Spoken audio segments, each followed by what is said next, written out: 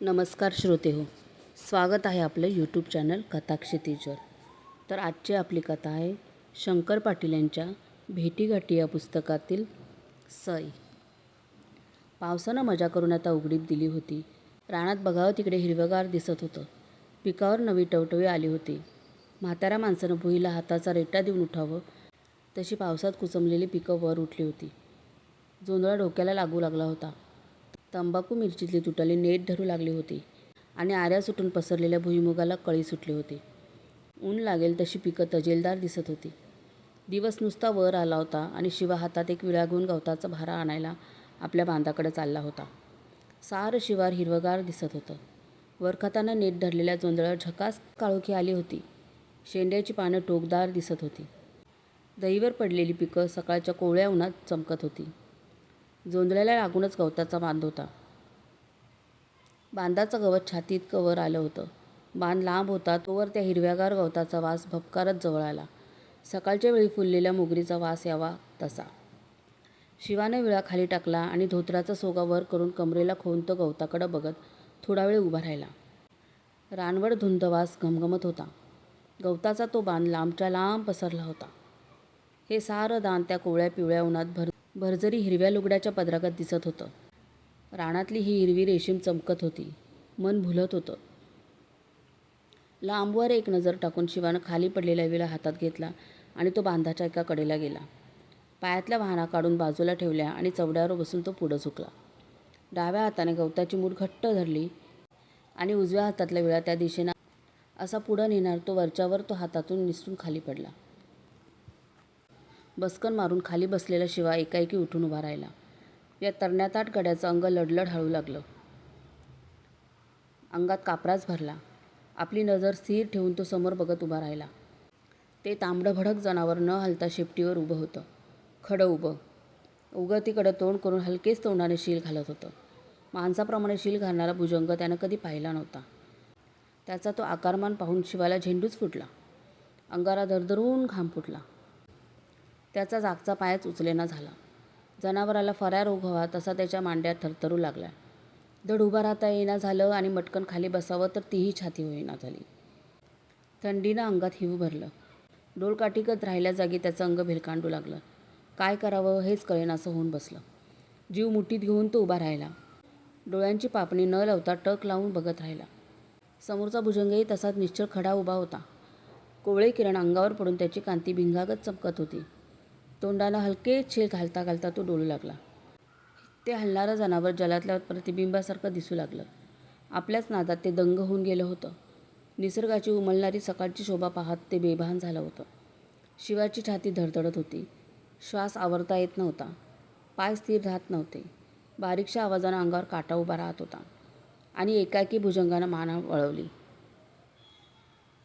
शिवाकडं तोंड करून ते उभं राहिलं. ते मुटक्यागत तोंड बघून शिवाची पाचावर धारण बसली. आता नजरानजर झाली होती. पाय काढावा तरी पंचाईत होती. न राहून शिवाने एक पाऊल मागे घेतलं. पाय उचलताच ठिस्कारून भुजंगानं फणा काढला आणि अंगाला मागं पुढे झोले देत तो उभा राहिला. आता काही धडगत राहिली नव्हती. देवावर हवाला ठेवून शिवाने एकाएकी भुईला लोटांगण घातलं. डोळे झाकून घेतले आणि दोन्ही हात जोडून तो म्हणाला, बाबा मी शरण आलोय. आता मारणारा तूच आणि तारणारही तूच. काय चुकी घडली असेल तर माफी करा. सांगा का दर्शन दिलं आज? फुतकार यायचे बंद झाले म्हणून शिवाने डोळे उघडून वर पाहिले. भुजंग एकाएकी अदृश्य झाला होता. कसली खसपसही न करता तो गडप झाला. फक्त बांधाच्या गवतानं भांग दिली आणि जळणाऱ्या उदाचा वास दरवळत राहिला. मगापर्यंत तो घमघमणारा वास ओळखू आला नव्हता. आता मात्र त्याची जाणीव एकाएकी झाली. निसर्गाच्या त्या जळणाऱ्या उदबत्तीचा चमत्कार कळून आला. अजूनही शिवाचे हातपाय थरथरत होते. पोटात खड्डा पडला होता. तरतरत्या हातानंच त्यानं खाली पडलेला विळा उचलून हातात घेतला आणि कसाबसा तो खोपीवर आला. येता येताच त्यानं तंबाखूचा खुडा करत असलेल्या आपल्या काकाला हळी दिली आणि तो खोपीवर येऊन भुईला आडवा झाला. काका येण्याची वाट बघत पडून राहिला. हळी ऐकून त्याचा काकाही लगालागा खोपीकडे आला.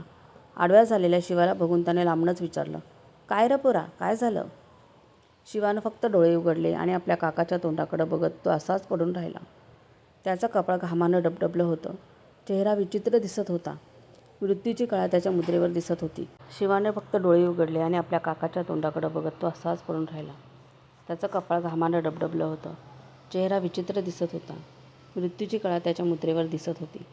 एकाएकी असा लोळागोळा होऊन पडलेला आपल्या पुतण्याला बघून त्याच्या काकालाही धसकाच बसला. धडधडत्या उरानं तो खाली बसला आणि शिवाच्या अंगाला हात लावून म्हणाला, अंग बी गार पडलंय. वय काय झालं? घाबरलंयस का असं? शिवानं न बोलता एक वार जीभ आपल्या ओठांवरून फिरवली. तळ हातानं कपाळावरचा घाम पुसला आणि मग भुईला हाताचा रेटा देऊन तो दुकानकऱ्यागत बेतानं उठून बसला. चिंताग्रस्त चेहऱ्यानं काका त्याच्या तोंडाकडे बघत राहिला.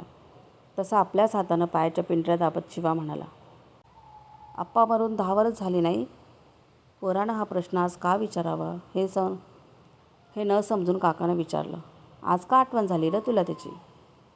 का नाही असं ओठातल्या ओठात पुटपुटत तो पुन्हा आपल्या पायाच्या पिंजऱ्या दाबत गप्प बसून राहिला. खाली बघता विचार करू लागला. मान पुढं झुकून काकानं विचारलं, शिवा पोरा काय होतंय काय तुला? पायातनं पेटकच यायला लागलं काका. एकाएकी ते कशानं? यावर काही उत्तर न देता तो थोडा वेळ गप्पच बसून राहिला आणि स्वतःशीच बोलावं तसं त्यानं विचारलं, काका चिन्ह काय बरं नाही? काय झालं र? काय घडलंय आणि काय नाही कुणाला दक्कल? अरपर झालं तरी काय असं म्हणायला? देवाचा तांबडा भुजंग दिसला हो आज मला. आणि असं म्हणून त्यानं विचारलं, आप्पा मारायच्या आधी 8-15 दिवस त्यासनी एकदा दर्शन दिलतं नाही का? ही गोष्ट खरी होती. त्या रानातला भुजंग शिवाच्या बापाला दिसला आणि त्यावर 2 आठवड्यातच त्याचा खेळ आटपला होता. पुढं काही बरं वाईट घडायचं असलं म्हणजे अवचित तो दृष्टी पडे आणि पुन्हा अदृश्य होई. असं 2-3 पिढ्या चालत आलं होतं. एरवी तो 10-10 वर्ष कुणाला चुकूनही दृष्टीच पडत नसे. रात ध्यान वस्ती पडली तरी त्याची चाहूल कधी लागत नसे. काळजीनं दबक्या आवाजात काकानं विचारलं, तोच दिसला होता का तुला? कसला होता? एक सुस्कारा सोडून शिवा बोलला, कसला आणि काय? लालभडक होता. धुपागत वास बीस आला काय तुला?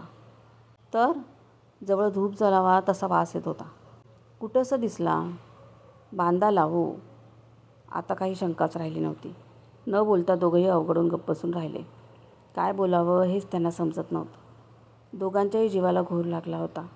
पण काहीतरी आधार देणं भाग होतं म्हणून त्याचा काका म्हणाला, काढून टाक मनातला विचार. कसा काढू काका?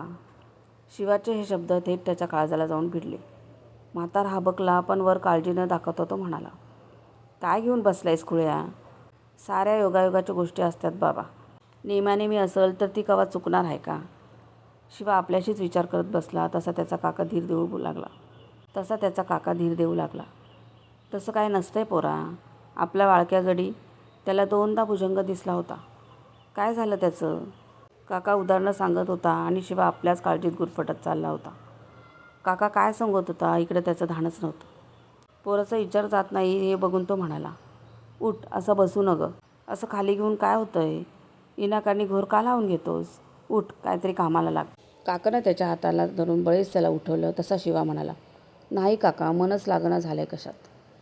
असा हातपाय गाळून काय होतंय पुरा? हातपाय गाळून काही उपयोग नव्हता हे खरं होतं. शिवाला हे पटलं आणि खोपीतनं एक खुरपं घेऊन तो म्हणाला, जातो. जुंधळा भांगलाय झालाय तेव्हा तरी भांगलतोय.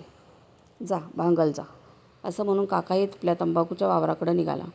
जाता जाता पुढं बघूनच तो म्हणाला, जुंधळा भांगलाय झालाय तेव्हा तरी भांगलतोय. जा भांगल जा. असं म्हणून काकाही आपल्या तंबाखूच्या वावराकडे निघाला. जाता जाता पुढं बघूनच तो म्हणाला, जा कामाला लाग जा. काय चिंता करू नको कसली. शिवा जोंधळ्याच्या रानाकडे गेला. मनात कसलाही विचार न आणता रानात गेला आणि जोंधळ्याचा एक आरा धरून तो भांगलन करू लागला. रानात खुरपं खेळवत पुढं चालला. दुपार टळली. 3रा प्रहर झाला आणि दिवस मावळायला आला तसा त्याचा काका आपली कामं आवरून त्याच्या खोपीवर आला. शिवा खोपीत नव्हता. खोपीच्या आसपास बघितलं तर तिथंही कोणी नव्हतं. त्याच्या खोपीपुढं काका थोडा वेळ उभा राहिला. पोरगं कुठं गेलंय हे उमजेना. तशी त्यांनी लांबवर नजर टाकली पण शिवा कुठं दिसेनासा झाला. मग पुन्हा आत येऊन त्यानं खोपीत बघितलं तर कोपऱ्याला झाकून ठेवलेलं भाकरीचं गटलं तसंच दिसत होतं. पोरानं दुपारची भाकर खाल्ली नव्हती. गटलं तिथंच तसं पडून होतं हे बघून त्याचं मन चरकलं. कामाच्या नादात दुपारी विचारपूस करायचीच राहून गेली होती. काका पुन्हा खोपीकडं आला आणि जोंधळ्याच्या रानात अजून भंगलन तर करत नसल असा विचार मनात येऊन तो लगालगा तिकडं गेला आणि शिवा म्हणून एक हाळी दिली तरी ओ आली नाही. तसं त्याचं धाबतान आणलं. तो आणि थोडं पुढं गेला आणि भांगलन झालेल्या एका आऱ्याच्या तोंडाशी उभं राहून त्यानं आत पाहिलं. शिवा पुढं बघून हातातनं खुरपं खेळवत होता. भांगलन करण्यात दंग झाला होता. काकानं पुन्हा हाली दिली तसा तो भानावर आला. काम सोडून उभा राहिला. भांगळलेल्या आरात शिरून त्याच्याकडं जाता जाता काका म्हणाला, अरे कवाच्या काय सकाळदारनं भांगलन करायला लागला आहेस? ते अजून काम चालूच आहे तुझं? टाईम झाला वय लई. जरा वर बघ आभाळाकडं. बघ बघू दिस किती झालाय. डोक्याला लागलेल्या जोंधळ्याच्या पिकात उभा राहून शिवानं मान वर करून बघितलं. मावळतीचा दिवस चांगला कळला होता. दिवस बुडाया गेला की काय? काका त्याच्या तोंडाकडं बघतच राहिला. तसं शिवानं गडबडीनं बाटूक गोळा केलं आणि त्याचा जंगी भारा बांधून तो काकाला म्हणाला, जरा हात लाव. काका आणि पुतण्या दोघंही खोपीवर आले. दणकन शिवानं डोक्यावरचा भारा खाली आदळला तशी दावणीची जनावरं चटाटा उठून उभी राहिली. रिंदीसा चेहरा करून शिवा त्यांच्या तोंडाकडं बघत बोलला, तुम्हाला इसरलोच की मी. ना वैरण ना काडी. दिवसभर माझ्या नावानं तळमळला असशील की र. गडबडीनं भारा सोडत तो काकाला म्हणाला, सबंधीस आज वैरणच घालायची इसरलो. माणूस असेल का कोण मी? काका म्हणाला, तू तरी कुठं भाकर खाल्ली आहेस दुपारची? आम्हाला बी एकादसच घडली म्हणा. असं म्हणत त्यानं आधी भारा सोडला आणि दावणीत बाटूक टाकून काकाला म्हणाला, आज असं का झालं आहे कळत नाही. काय सुदच राहीना झाली आहे कशाची. पोरगं पार हबकलं हे बघून काका पुढं झाला आणि त्याच्या खांद्यावर हात ठेवून म्हणाला, पोरा आता इथं थांबू नको. थेट असाच घरला जा आणि काय अर्धी कोर जाईल तेवढी भाकर खाऊन गडद झोपून राहा. इथल्या वैरणकाडीचं आम्ही बघून घेऊ. तू काय काळजी करू नको. जा बघू घरला. काका तिथे थांबूच देईना असा निरुपाय होऊन तो घरला निघाला. त्यानं कसा तरी डोक्याला पटका गुंडाळला आणि पायात पायतान घालायला म्हणून तो इकडे तिकडे बघू लागला. पायतानच कुठे दिसेनासं झालं. तसा तो गप उभा राहून विचार करू लागला. काकानं विचारलं, काय र काय झालं? काका पायतान कुठं दिसत नाही हो. असं काय एक एक चिन्ह व्हायला लागलं आहे. कुठं इसरला असेल बघ. असं म्हणून काका इकडे तिकडे बघू लागला आणि शिवा म्हणाला, इथे नाही काका पायतान. तर मग? सकाळी बांधायलाच राहिलं आहे ते. हातातली काठी घेऊन दोघंही पुन्हा त्या बांधापर्यंत गेले. सकाळी काढून ठेवलेल्या पायातल्या पायतानांचा जोड अजून तसाच तिथं पडला होता. गडबडीने पायात घालून शिवा माघारी वळला आणि लांबनच बोट धरून काकाला म्हणाला, इथंच दिसलं बघा. गवत कापायला मी असा खाली बसलो आणि एकाएकी शील ऐकायला आली. बघते तर भादर शेपटीवर खडा होता. माझ्या हातातनं इलाच खाली गळून पडला. दोघेही खोपीवर आले आणि शिवा घरी जायला निघाला. तसा काका त्याच्या खांद्यावर हलकेच थोपटत म्हणाला, म्हातारीला ह्यातलं काय सांगू नका. उगाच तिच्या जीवाला घोर लागल. काय कळू देऊ नको बरं का तिला? बरं नाही सांगत. आणि हे बघ, काय करायचं चुकलं काय तेवढं म्हातारीला सहज विचारून घे. म्हणजे? नवं देवाचं काय करायचं चुकलं आहे काय एवढं विचारून घे. आणि काय चुकलं असेल तर करतो म्हण. ते मी सकाळीच सांगितलं आहे. तुझा आप्पा दर आमुषाला नारळ देत होता. एवढंच पुटपुटत तो गप उभा राहिला. खाली मान घालून शिवा म्हणाला, अलीकडं ह्या 2-3 सालात ती प्रथाच मागं पडली आहे. वरतीकडच्या रानातल्या पिराला कोंबडी बी बंद झाली आहे. पर हे बंद पडून आता 2-3 वर्ष झालं की काका? काका न बोलता उभा राहिला आणि नुसतं खुणवून म्हणाला, असू दे जा. शिवा दिवस मावळ्याला घरी आला तशी म्हातारी म्हणाली, पोरा का र लवकर? आलो झालं. एवढंच म्हणून तो थेट आत गेला. तांब्यावर पाणी पायावर ओतून तो बाहेर आला आणि भिंतीला पाठ लावून बसून राहिला. पोराचा चेहरा मोरा म्हातारीला काहीतरी निराळत दिसला. तिनं खोदून खोदून विचारलं, पण शिवानं काही थांग लागू दिला नाही. जरा अंग मोडून आलं या अंगात कणकण आहे असं निमित्त सांगून त्यानं कसा तरी एक तुकडा गिळला आणि पुन्हा खालवर घालून तो गप्प बसला. सगळीकडे निजानीज झाली तशी उशाची चिमणी फुकून म्हातारी कलंडली. पाय पोटात घेऊन पडून राहिली. भरगच्च रात्र झाली तरी शिवाच्या डोळ्याला डोळा लागत नव्हता. मनात विचारचक्र चालूच होतं आणि रात्रीच्या त्या अंधारात एकाएकी त्याला ऐकायला आली. झटकासरशी तो उठून उभा राहिला आणि नकळत तोंडातनं बोलून गेला, रत्ने दिवा लाव ग जरा. म्हातारी एकाएकी उठून बसली. उशाची आगपेटी घेऊन तिनं काडी ओढली आणि चिमणी लावून झाल्यावर ती मान वर करून बघू लागली. शिवा थरथरत उभा होता. काय झालं र? असं म्हणत ती जवळ गेली आणि त्याला पोटाशी धरून म्हणाली, का भ्यालास? सपान पडलं भाई. शिवाची बोबडी वळली होती. तोंडातून शब्द फुटत नव्हता. सगळं अंग घामानं चक्क भिजून गेलं होतं. ऊर धडधडत होता. गुडघ्यातनं पाय मोडल्यागत तो मटकन खाली बसला तशी म्हातारी हबकली. भान विसरून मोठ्यानं म्हणाली, "आर माझ्या देवा, काय झालं र बाबा तुला? शिवा, ए शिवा." शिवानं धोतराच्या सोग्याने तोंडावरचा घाम पुसला आणि स्वतःला सावरून तो म्हणाला, "काही नाही, सपान पडलं." म्हातारी तशीच बघत राहिली. तसा तो पुन्हा म्हणाला, "सपान पडलं ग, जा झोप जा." म्हातारीनं दिवा विझवला आणि अंगावर वाकळ घेऊन ती म्हणाली, "रत्नीची का आठवण झाली तुला? रत्नी म्हणून हाक मारायला ती काय घरात आहे बाई इथं?" खरंच असं कसं घडलं हे त्याला कळत नव्हतं. तोंडातनं रत्ने हे नाव कसं आलं? ती तर बाळंतपणाला माहेरी गेली होती. तिला जाऊन चांगले 2 महिने झाले असता असं एकाएकी तिचं नाव आपल्या तोंडात काय यावं बरं? शिवा विचार करत पडून राहिला.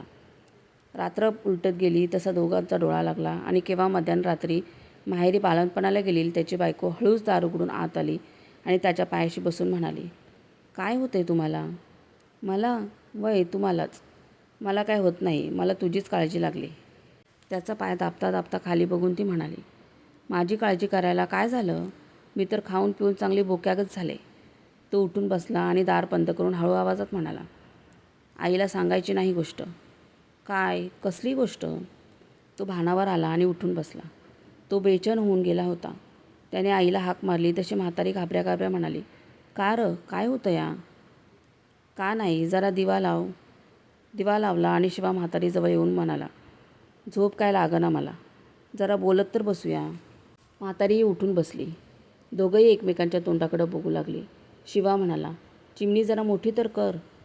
म्हातारीनं काडी घेऊन चिमणीची वात जरा सारली आणि शिवानं विचारलं, "आता कितवा महिन्याला म्हणायचा ह्यो?"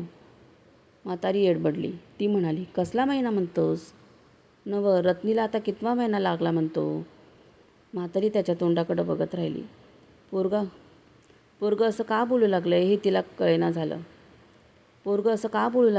कळेना झालं. ती काळजीने म्हणाली, "शिवा, तुला काय झालं र पोरा?" धन्यवाद.